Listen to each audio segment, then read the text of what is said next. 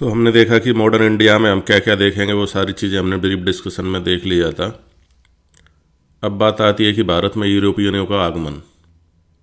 भारत में यूरोपियनों का आगमन, भारत का बाह्य देशों के साथ घनिष्ठ व्यापारिक संबंध तो सदियों पुराना रहा है। इनमें जैसे यूरोपीय कंपनी जो भारत में आई थी, उनके पूर्वी भारतीयों ने अपने समकालीन देशों के साथ व्यापारिक संबंध बनाए रखे थे। मतलब ऐसा नहीं है कि यूरोपीय कंपनियों के बाद ही व्यापार चालू हुआ था।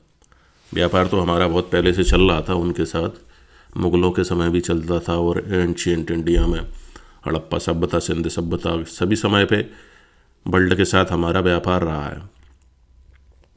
15वीं शताब्दी के पूर्व इस तरह के व्यापार पे के एशियाई हिस्सों पे अरबों का और यूरोपीय हिस्सों पे इटली वासियों का जो एकाधिकार था। तो क्या था कि जो व्यापार था वो बहुत लाभप्रद था। मतलब इस वजह से क्या था कि इटली की संपन्नता दिन प्रतिदिन तो बढ़ती चली गई। जब इटली की संपन्नता बढ़ रही थी तो उससे प्रभावित हो गए जो नवोदित यूरोपीय राष्ट्र थे। उन्होंने सोचा कि यार अपन को भी व्यापार करना चाहिए, तो वो इस व्यापार में अपनी भागीदारी करना चाहते थे। भागीदारी तो करना चाहते थे, लेकिन इटली वासियों का एकाधिकार था भैया। और साथ ही 1453 में कुंस्तुनतुनिया पे तुर्कों का अधिकार हो गया। तो जब कुंस्तुनतुनिया पे तुर्कों ने अधिकार कर लिया तो वो परंपरागत मार्ग का प्रयोग नहीं कर सकते थे, क्योंकि भाई तुर्क उनको वहाँ से जाने ही नहीं देते थे। फलतः क्या हुआ कि ये नवीन समुद्री मार्गों की तलाश हेतु इन्होंने यूरोपीय देशों ने अभियान प्रारंभ कर दिया। तो इस तरह जो यात्रा हुई उसके प्रारंभ में अपने स्पेन थे, पुर्तगाल थे जैसे देशों ने इस यात्रा को प्रायोजित किया। सबको लग रहा था यार कि नया रास्ता मिल जाए तो अपन भी कुछ व्यापार वगैरह करें। तो इन देशों में क्या था कि जो भारतीय उत्पाद में जो सबसे ज़्यादा मांग रहती थी वो कौन सा था? मसाला था। मसाला की आवश्यकता इनको क्यों पड़ती थी? क्योंकि यूरोप जो है ठंडे देश हैं, यूरोप जैसे देश, तो शीत ऋतु में जो मांस है, अब मांस को सुरक्षित रखने की ज़रूरत पड़ती है, क्योंकि बार बार मांस कहाँ से लाएंगे। तो सुरक्षित रखने के लिए उसकी उपयोगिता बनाए रखनी पड़ती थी। इसके अतिरिक्त जैसे मसाले को शराब में मिला के इनके वो भी करते थे, पीते भी थे, जिससे कि गर्मी बनी रहती थी। तो 15वीं शताब्दी में बहुत सारी भारतीय कंपनियों का भारत में आगमन हो गया। अब भारत में आगमन हुआ तो पुर्तगाल आए, डच आए, फिर अंग्रेज आए, डेनिश आए, फ्रांसीसी आए। तो सबसे पहले कौन आए थे भारत में?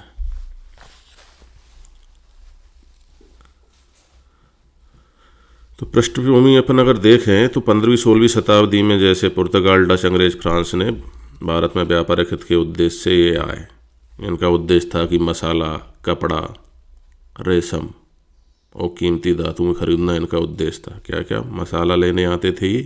कपड़ा, रेशम, कीमती धातुएं, है ना, खरीदना और अपने देशों में निर्यात करना। इसके कारण क्या थे? मेनली देखा जाए, अगर क्वेश्चन आपसे पूछा जाता है कि यूरोपीय कंपनी का भारत में आगमन के कारण क्या थे, तो उनमें एक तो मसाले की लालसा थी भैया, खाने के लिए और जड़ी बूटियों के लिए मसाले को लेते थे। दूसरा था कि पूर्वी व्यापार में ये अपना नियंत्रण चाहते थे, है ना। फिर धन और समुद्री शक्ति बढ़ाना भी इनका एक उद्देश्य था। तो भारत में जो कंपनियों का आने का क्रम है, सबसे पहले पुर्तगाली आए थे। पुर्तगाली आए, है ना, 1498 में वास्को डी गामा आया था भारत सबसे पहले। फिर उसके बाद डच ईस्ट इंडिया कंपनी आई 1602 में, और ब्रिटिश ईस्ट इंडिया कंपनी बनी थी अपनी 1600 में। लेकिन आए कब थे अंग्रेज? 1608 में। मतलब ऑफिशियली इनको 1608 में इन्होंने सूरत में अपनी कोठी खोली थी, उसको माना जाता है। फिर फ्रांसीसी ईस्ट इंडिया कंपनी 1664 में। इस तरीके से आप इसको याद रखेंगे। जैसे PDF होती है ना, तो आप PDF का वर्जन लिख लेना, PD और EF कर देना, PDEF, है ना। जैसे अपन PDF बनाते हैं ना किसी चीज़ की, PDF की जगह PDEF कर देना। मतलब पुर्तगाल, डच, इंग्लिश और फ्रांस। अब जो कंपनी आई थी उनमें जैसे पुर्तगालियों ने सबसे पहले अपना कौन सा स्थान पे इन्होंने बनाया था? कोच्चि, फिर गोवा। पहला यूरोपीय व्यापारिक संपर्क था इनका, मतलब पहली कंपनी थी जो कि इंडिया में आई थी और इन्होंने गोवा में वर्चस्व किया था। तो गोवा में इनका हमेशा से कब्जा रहा है, भले ये बाद में अंग्रेज़ों ने इनसे और इससे छीन लिए थे, लेकिन गोवा में इन्होंने अपना कब्जा बनाए रखा था। अब बात आती है उसके पुर्तगाल के बाद डच आए। डचों ने सूरत और मालाबार तट पे अपना मुख्य स्थान बनाया था, है ना। इनकी विशेषताएं क्या थी? मसाले का व्यापार और पुर्तगालियों से हमेशा प्रतिस्पर्धा करते रहते थे। फिर आया ब्रिटिश ईस्ट इंडिया कंपनी 1600 या 1608 में जो आए थे। सूरत में इन्होंने 1608 में अपनी फैक्ट्री बनाई थी और यही मसाले कपड़ा व्यापार, बाद में इन्होंने राजनीतिक सत्ता पे भी अधिकार कर लिया था। और सबसे लास्ट में आए थे फ्रांसीसी, है ना। चेन्नई पुडुचेरी में इन्होंने मुख्य अपना स्थान हेडक्वार्टर बनाया था व्यापार, और बाद में फिर लड़ाई मड़ाई होती रही। तो आपने देख लिया पुर्तगाल, डच, अंग्रेज, डेनिश और फ्रांसीसी, इतने लोगों को हम देख चुके हैं। भारतीय कंपनी के आगमन में इन लोगों का आगमन हुआ। व्यापार मुख्यतः मसालों के लिए हुआ था, बाद में इन्होंने राजनीतिक सत्ता स्थापित की थी। अगर पूछें आपको 2 पॉइंटों में या 3 पॉइंटों में, मेंस में भी पूछ सकते हैं आगमन के कारण, तो व्यापारिक हित, सामरिक हित, धार्मिक कारण और राजनीतिक लाभ। व्यापारिक हित में अपन देख लेंगे मसाला, कपड़ा, रेशम आदि। सामरिक हित में अपन देख लेंगे समुद्री रास्तों और बंदरगाहों पे ये नियंत्रण चाहते थे, है ना। धार्मिक कारण में ईसाई धर्म का प्रचार कर ही रहे थे। राजनीतिक लाभ यानी स्थानीय रियासतों और मुगलों के साथ इन्होंने संबंध करके राजनीतिक लाभ ले रहे थे। अब ये आता है कि भारत में इनका प्रभाव क्या पड़ा यूरोपीय कंपनियों के आगमन का। भाई कुछ सकारात्मक प्रभाव पड़े, कुछ नकारात्मक भी पड़े होंगे, दोनों ही टाइप के पड़ते हैं ना किसी भी चीज़ से। तो सकारात्मक में जैसे कि हिंदुस्तान पे क्या हुआ कि बंदरगाहों का विकास होने लगा, समुद्री व्यापार बढ़ गया अपना, और वैश्विक संपर्क से विकास भी हुआ था, है ना।